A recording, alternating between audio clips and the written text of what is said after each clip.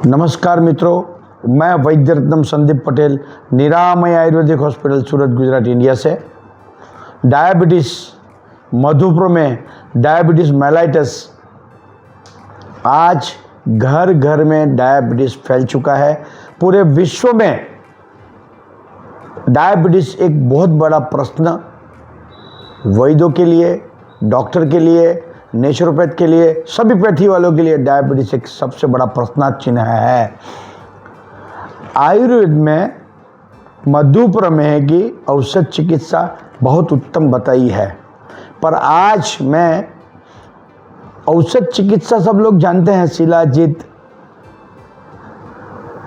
जीवित प्रदावती, मधुमेहाग्न चूर्ण, चंद्रप्रभावती, ऐसा काफ़ी सारा कॉम्बिनेशन है। पर उसकी बात न करते हुए अगर हम पूरे भारत को, पूरे गुजरात को, पूरे विश्व को अगर इस मधुप्रमेह डायबिटीज़ से मुक्त करना चाहते हैं तो सबसे पहले डायबिटीज़ को प्रमेह चिकित्सा में बताया गया मधुप्रमेह के नाम से जानना चाहिए। मेरे गुरु पूज्य लेट डॉक्टर पोलीपल्ली यादయ్య, डॉक्टर US निगम जी इस रोग को बड़े आसानी से ट्रीट करते थे, वो मैं आपसे शेयर करना चाहता हूँ। मधुप्रमेह के पेशेंट में पंचकर्म बहुत लाभदायी है, असरकारक है, उपयोगी है। हम सब घर पे भी कर सकते हैं, जरूरी नहीं कि पंचकर्म चिकित्सक या अस्पताल में ही जाना चाहिए। अभ्यंग आयुर्वेद का उत्तम एक पंचकर्म बताया। अभ्यंग यानी कि मसाज करना अपने घर में क्षीर बला तेल या तिल तेल या सरसों का तेल से हफ्ते में 2 से 3 दिन अभ्यंग करना चाहिए, जिससे डायबिटिक के जो उपद्रव होते हैं, रेटिनोपैथी, पैरालिसिस, नेफ्रोपैथी, ISD, इस सब उपद्रव से हम बच सकते हैं। तो हम सबको सबसे पहला नियम है डायबिटीज़ के अंदर घर पे अभ्यंग करना हफ्ते में 2 से 3 बार।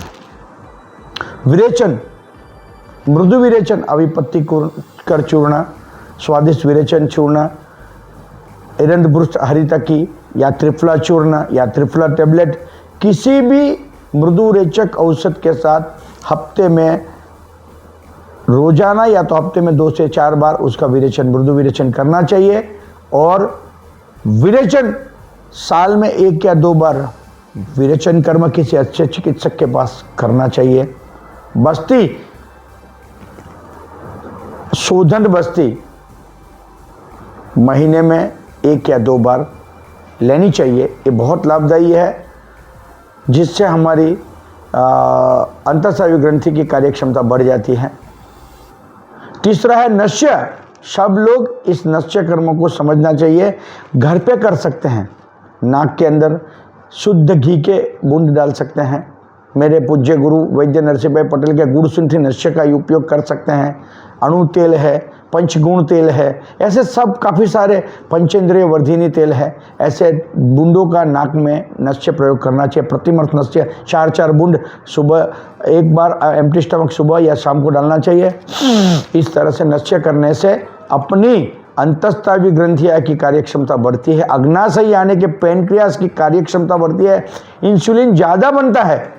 और हमें इंसुलिन डिपेंडेंट ना होते हुए, या तो इंसुलिन डिपेंडेंट अगर पेशेंट है तो उसको बाहर निकालने में सरलता रहती है। घर पे भी कर सकते हैं, और पर नस्य कर्म अच्छे चिकित्सक के पास करना चाहिए। बस्ती चिकित्सा, इस रोग को अगर निर्मूलन करना है तो अच्छे चिकित्सक अच्छी अस्पताल में जा करके उनकी सलाह अनुसार, अगर कृश व्याधि है, रुग्ण कृश है, तो उसको मात्रा बस्ती देनी चाहिए। किसकी? तो हमारे गुरु पूज्य पोलीपल्ली यादయ్య सर महातिक्त घृत बनाते थे, तो महातिक्त गण के 5-7 कटु द्रव्य लेकर के उसका घी बनाया है। अश्वगंधा घृत का भी घी बनाया है। ऐसे कटु द्रव्य के साथ अश्वगंधा घी मिला करके उसकी बस्ती देनी चाहिए, 60 ml तक देनी चाहिए। माधुतैलिक बस्ती बहुत अच्छा रोल है, ये शास्त्र में बताई गई माधुतैलिक बस्ती है। और रुग्ण अगर पुरानी व्याधि से ग्रस्त है तो उसको 10 दिन, 12 दिन, 14 दिन ऐसे योग बस्ती काल बस्ती करके उसका क्रम करना चाहिए। ये मधुप्रमेह के दर्दियों में सबसे फायदाकारक पंचकर्म चिकित्सा मैंने बताई। मेरे गुरु पूज्य नरसिंह भाई पटेल साथ में 100 ग्राम सेके हुई मेथी, 100 ग्राम आंवला और 100 ग्राम हल्दी चूर्ण इकट्ठा करके 2-2 चम्मच सुबह शाम लेने के लिए बोलते थे। डायबिटीज़ डेफिनेटली आयुर्वेद से ठीक हो सकता है, ऐसा मेरा अनुभव रहा है। निरामय आयुर्वेदिक हॉस्पिटल, वैद्य रत्नम संदीप पटेल, 7574861866 मेरा मोबाइल नंबर है।